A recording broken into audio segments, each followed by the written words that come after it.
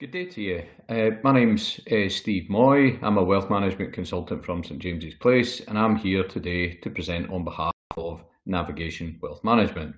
I'd like to first say thank you for listening to the webinar, and the topic is the importance of having a financial plan. So what will I cover today?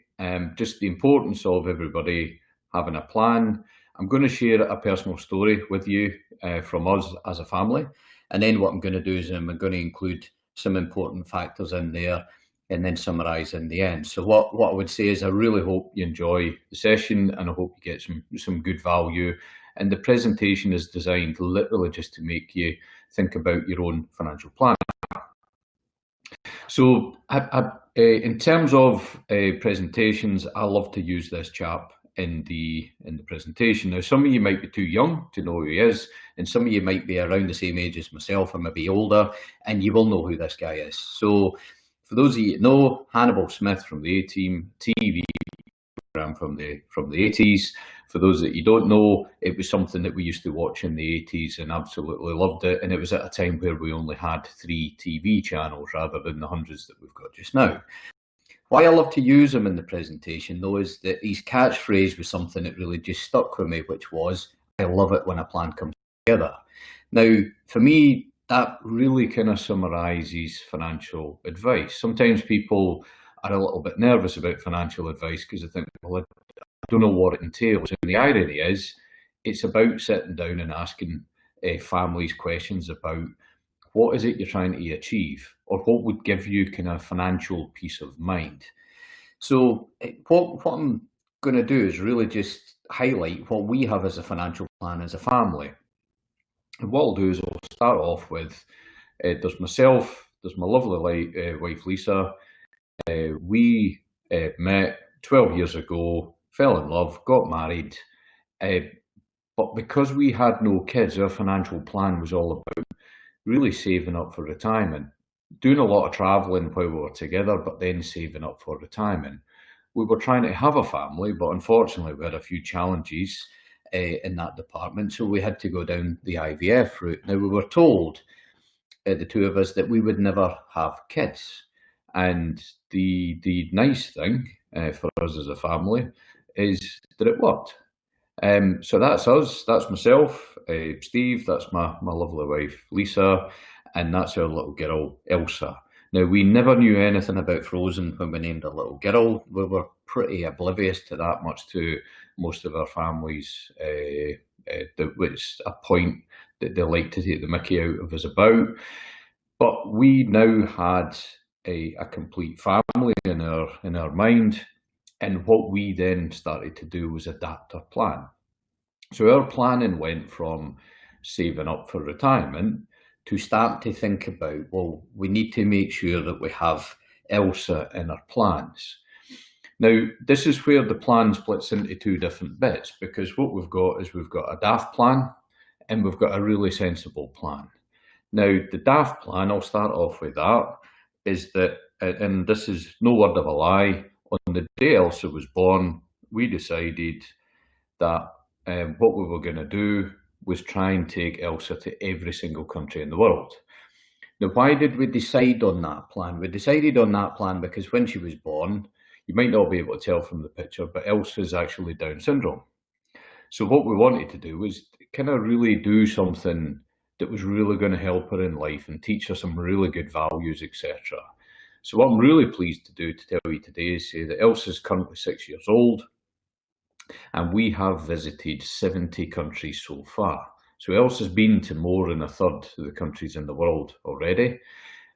So we're progressing well with our plan, and it's a really good demonstration of, if you think through what plans you're trying to achieve, you will fulfill them. So that's our daft plan, but we've also got a really, really sensible plan, and that's the thing that I'm going to talk you through over the next few slides. So something that was really, really important to us was that we already had a will between myself and Lisa, but we had to change it and adapt it just to incorporate Elsa. Why did we need to do that? We needed to do it just because if anything ever happened to the two of us, who would look after our little girl? So that was something that we'd done fairly quickly. And it's really important to highlight here is that the team at Navigation don't actually do this work. But what they do is make sure that families have this type of stuff in their plans because it's so important. That's why I love working with them as a team, because they're a fab bunch. They do the stuff that's important that they don't personally maybe do themselves. Now, it was also important for us as a family that just the way it landed, there's myself, there's Lisa, we both worked before Elsa was born. But when Elsa was born, Lisa actually decided, I want to look after her. I was out earning the income, so therefore it was important to make sure that the income was secure for us as a family. So you probably won't be surprised, but we put provision in place so that if anything happened to me, either I died or I had a serious illness or I was unable to work for whatever reason, it was so important to us as a family that there was income coming into the house to make sure that we were okay as a family. Now, the positive thing about myself leaving to go to work every day is that I know that no matter what happens to me, that my girls will be okay. And for me, that really gives me a hell of a lot of peace of mind to know that I can go and do what I do without worrying about that stuff. So that was also a part of our plan. And also, what our plan consisted of was putting money away for a future, for a retirement. But now what we had to do was kind of really change and adapt our plans to incorporate the little one, Elsa. So it's still true, the same. We still want to have a really, really good retirement. So we still actually want to get lots of sunshine when we retire. You probably hear from my accent. I'm originally from Scotland. I now live in Liverpool. It's not that sunny in Scotland most of the time, so part of our retirement is to go and get lots of lovely sunshine. Now, nothing's really changed there. But what has changed is that we've now got Elsa. And one of the things that we're really conscious of is that it's harder for our little ones to get onto the property ladder when they grow up. So what we do is we put money away for her regularly, but we're very lucky as a family because both sets of our parents put money away for her as well. And it's really, really greatly appreciated. But what we want to do is make sure that the money that's put away has got the best chance of giving Elsa a really good amount to actually help her achieve what she wants to achieve when she grows up. A secondary thought, though, is that we don't know how Elsa's going to develop over the years, and something that we make sure that we do is put some money away to make sure that there's enough just in case Elsa might need care at some point in the future for when we're no longer there anymore. So all of these types of things are considerations in our financial plan. Now, you guys might look like us, and therefore some of your planning might look exactly the same. It might look completely different, but that's the good thing about putting together a plan, is it's very personal and it's put together based on yourselves and your family. Final point on that slide really is that it's just a good belief and a good point is that everybody needs to have some money in the bank just in case of emergencies. It's good to have that. We've got a figure in our family that we've got in the bank just in case we've got some short-term cash flow needs. And as I said, retirement is important to us. So that is our overall objective for us too personally. But we believe that Elsa will probably come away and sneak on some holidays because remember, she's got a big mission to complete. Now, before I talk about this slide, what I would just add into the presentation today is that you might look like us as a family, but you might not. You might look more like my mum and dad. My mum and dad are in their 70s. And my mum and dad are well into their retirement. They've been retired now for a good 10 years. But for me, the need to have a plan, it crosses all age groups. And the thing I would say there is that my mum and dad's plan is important to them. But what is it?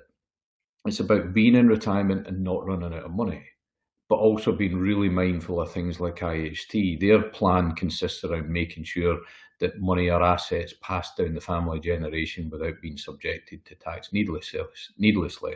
So it's important to think, you might be listening to this today just thinking, we kind of get a lot what Steve's saying, but we're a wee bit older, and that's okay. The things we're going to talk about go across all age groups, really. So the slide that we've got here, the wee chappie on the left is my grandpa, believe it or not. Now, my grandpa, you see he's got a lot of medals on his chest. He was at D-Day, Dunkirk, and a wee battle called Monte Cassino. Now, the Italians and Germans tried to kill him. My mum wanted to kill him over the years, but believe it or not, this picture was taken on my grandpa's 100th birthday. Now, the importance of that for all of us on the presentation today is that 1 in 6 of us will actually physically reach 100. The younger people in society, the Elsas of this world, will have a 1 in 3 chance of actually physically reaching 100. So why is that important for all of us? It's really important because of the fact that we need to think when we're in things like retirement, or when we're building up to retirement, we have to think about the fact that retirement will probably last a hell of a lot longer than what we actually probably think. And that's the same across a lot of the developed world now, their life expectancy.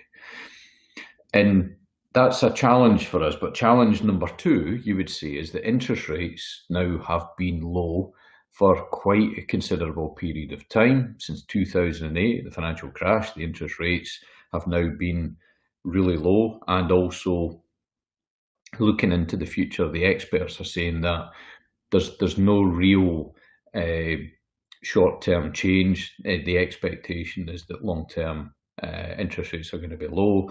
What does that mean for us? If we put money away for our future, putting it in the bank is pretty much going to give us the same back when we actually need it for our long-term objectives or our short-term objectives. So therefore, we need to start to look at other things of what we do with our money to try and grow it over a period of time.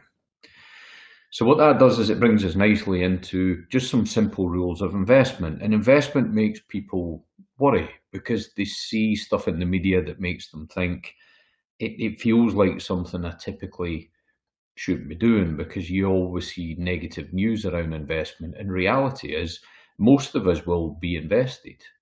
Most of us will probably have a pension fund that we've accumulated via work, or we've put some money away when we set up a business, etc. So most of us will be invested, but it's making sure that we look at these things and we review them, but we just have some basic principles around them. So to start off with, and I highlighted the point in our personal plan, everybody needs to have some cash, the money in a bank account, just in case we need it over the short term. But the thing you would say is don't have too much. Why not? Why is having too much not a good idea? Having too much in the bank with low interest rates over a long period of time, inflation will actually reduce your purchasing power when you need that money. So the longer the period of time, the less that money will be worth to actually do what you want to do with it. So therefore, having money in the bank is good, having too much is bad. Why? Because inflation is something that's a big challenge for us all. Sometimes people get it wrong, and history is littered with a lot of people who actually get investments wrong. And I've just pulled one example. This is a chap some of you might recognise, Shane from Westlife. He was in a band, really successful band, Westlife, and you would argue that he should never have had to worry about money because they were such a big band. But unfortunately, Shane got something wrong, like a lot of people through history have got wrong, which is they never diversified enough. So the story around Shane, it's out there in the media, put all his money into Bachelets Island. What happened was around 2008, the property market crashed over there. It meant that Shane pretty much lost everything. He went bankrupt. Now, that's true of a lot of people, that you would argue that a simple step to avoid that is just diversify. And that's something that James's Place and the guys at Navigation will tell you this as well. Diversification is a really, really important point to think about when we're actually starting to look to invest. So what are the alternatives? So if we start off with the thought processes, it's always around stocks and shares that go up and down in terms of value that makes us nervous. But in reality, there's a hell of a lot of different things that we can invest in. We have investments called gilts or loans to other governments where we give them money. They give us that money back over a period of time, but they give us effectively an income over a set period of time. So that's one way that we can invest, deemed to be fairly secure. You then have things called corporate bonds, which work exactly the same way as gilts and government borrowings. The only difference is that we are lending to companies, and you have companies that are financially very strong to possibly less so, and you get your return in exactly the same way as a gilt. You lend them the money, you get the money back after a period of time, and then what happens, you get an income over that period of time for lending them that money. Okay, so we've covered off gilts, corporate bonds. Another alternative way to invest is commercial property. And if we done it individually, it'd be really, really hard for us unless we had a substantial wealth. Because what we're talking about here is maybe owning something like a business park or a cinema complex or a hotel.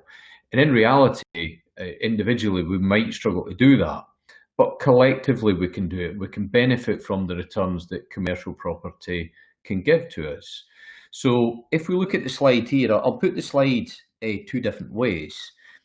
So for Lisa and Elsa, we don't need an income.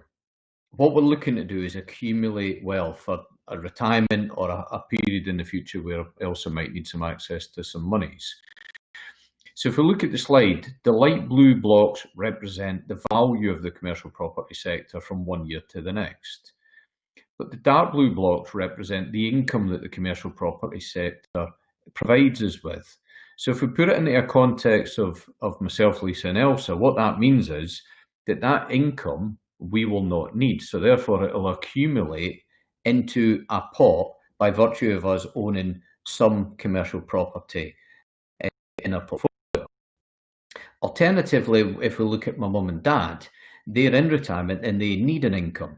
So that income that a proportion of commercial property can provide them with, you'll see there that income from that period of time through to 2014, the income was between 4 and 7%, which is quite a good consistent level of income that could be part of a portfolio, a really well diversified portfolio.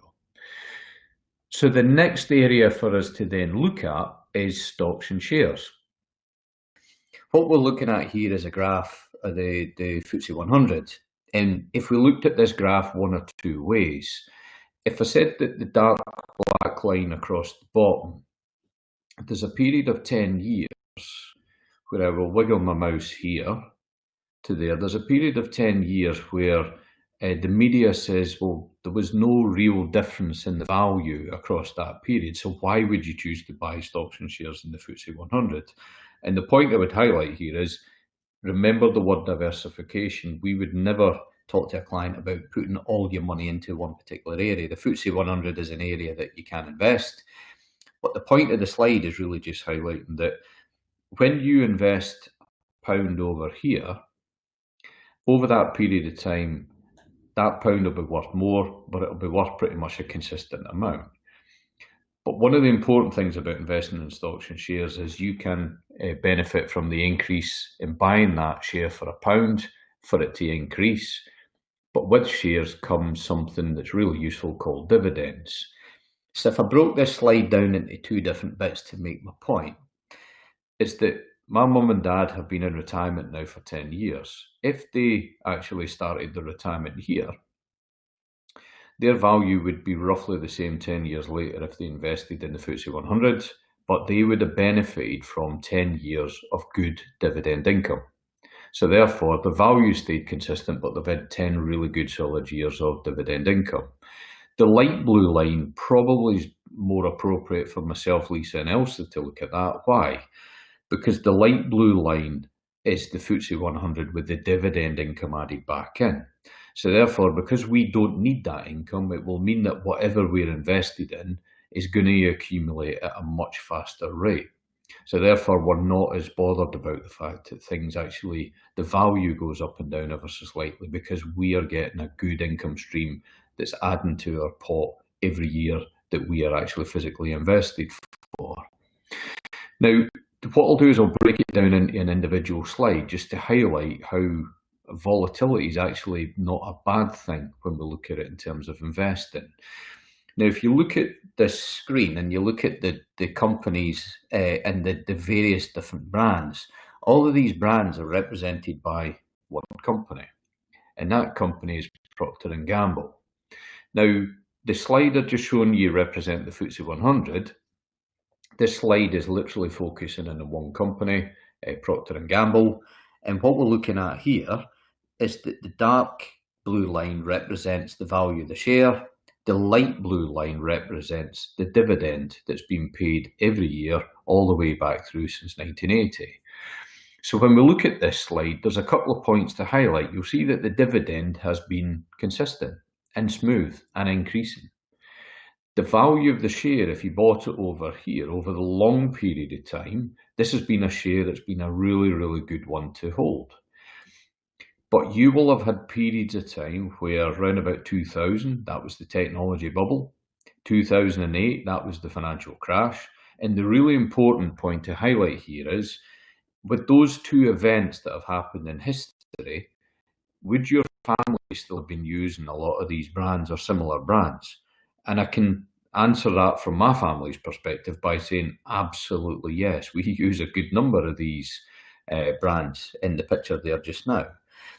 So what happens then is over those periods of time, and I'll pick on 2008, a good fund manager or someone that invests money on our behalf, actually, they will use that opportunity to buy shares at a reduced value, so that if we're holding those shares for a longer period of time, we will benefit from it actually increasing back to where it was. And the point I would really kind of highlight here is that for ourselves and for my mum and dad, breaking it down into two separate ways, the valuation has reduced on the particular share, but the dividend hasn't changed. Whereas for, again, myself, Lisa and Elsa, that is the time for us to want to buy those shares. But where we would maybe not be as good at that is that we're emotional people. We have emotion, which makes us bad investors, which is why it's so important to actually have someone that's making good investment decisions for you that can actually control that emotion and actually look at businesses in the cold light of day to say, this is a good company for us to actually physically invest in. Now, we've covered Procter & Gamble, but it's also true to say that you've got a number of shares on companies on the board there where you can buy shares, and you probably won't be surprised that some of these shares form part of the portfolios at St James's Place, and they've got similar stories around them, etc. But it's really, really important to highlight that investing is really about choosing the right companies to invest in. So the final bit of the presentation is really just talking about tax. So it's important for us to think about our plans and then put them in place, and then for us to invest wisely over the medium to long term. But tax is a really, really big part of that as well.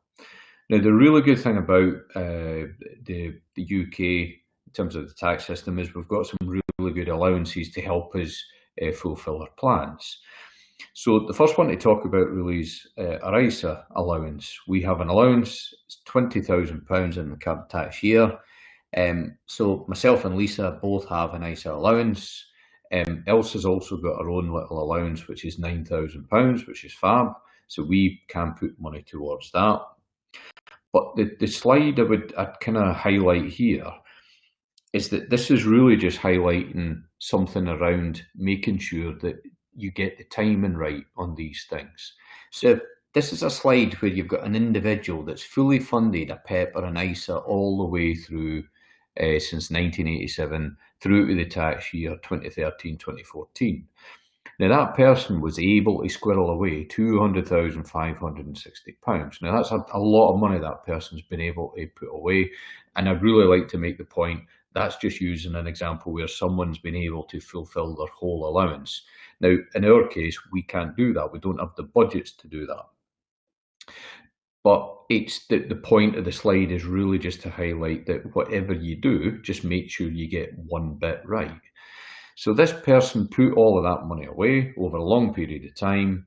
They've invested in the FTSE All Share, and it's worth £544,930, which highlights investing is good.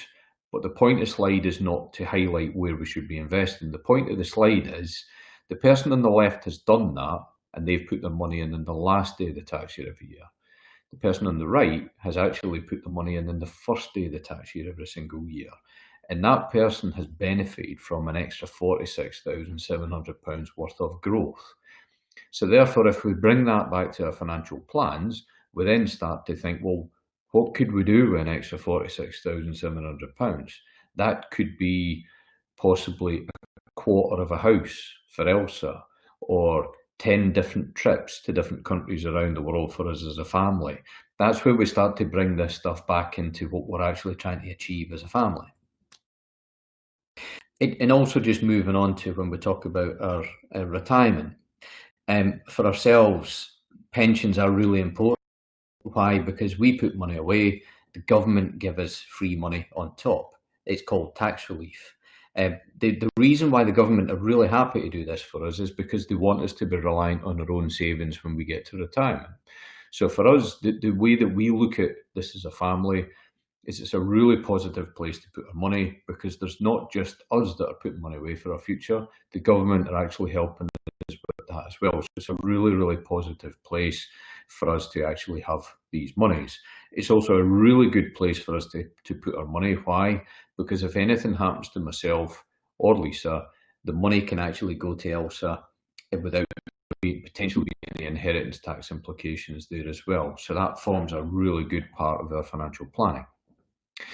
Now, the guys at Navigation, what they'll talk to you about is let's start having a chat to you about thinking about some of these plans. And what we find is that you have clients who have accumulated assets over the years but possibly never reviewed them. And what the team will really talk to you about is it's so important to put these plans in place, but it's even more important to constantly review them. And for me, that's the really fantastic thing about working with the team. So what I've done is I've put an example in here. Myself, I've got a pension worth £100,000. I'm 45 years old. I've never reviewed it. And I want to retire at 65. And it's just a simple point. It's a simple point because this is very typical of what happens when the guys engage with new clients, is there's stuff that's never been reviewed.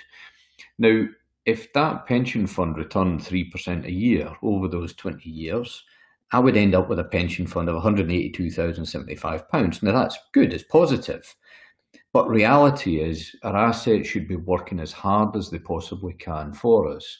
So from that perspective, you would then say that, well, if we could get it to grow at 5% a year, the outcome would be much better. If we could get it to grow at 7% a year, it would mean that our retirement is starting to look a hell of a lot more rosy and we'll be able to do more trips.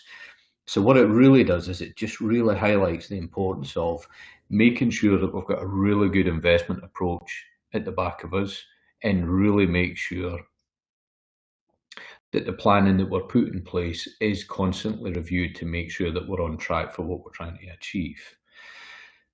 So to summarise, what could the team do to help yourself? Number one, just a really simple point, just make sure everybody has a plan.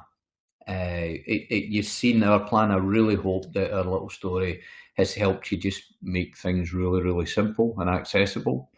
They can review existing pensions and investments that you may have to make sure they're working as hard as they possibly can for you.